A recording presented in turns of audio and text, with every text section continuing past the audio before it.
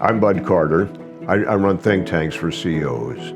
And while appearance shouldn't be an issue, you need to be professional. Ended up in Dr. Letcher's office because, first of all, I was in pursuit of an office that had the New Yorker. And frankly, no, that's not really true. Actually, it's referral.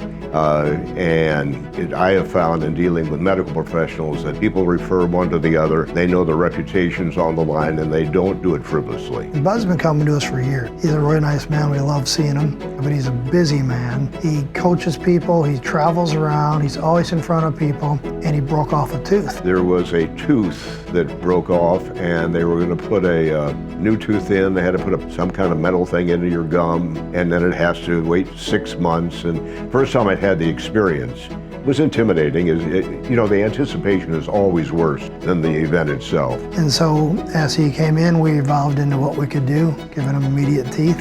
We removed his tooth, put an implant in, and made him immediate temporary that day, that appointment, and he left with a solid tooth in his mouth. After the first time, there's a lot of trepidation the first time you go through a procedure like this. But once you've gone through it and it's been, from your perspective, successful, which means the tooth's in place, you can't tell it from anything else, it works well, you don't have to worry about what you eat when, then it's reassuring if you have to come back again. The end result justifies the inconvenience, the discomfort, etc. And from my perspective, as someone who's been through it too many times, this is the place I would come.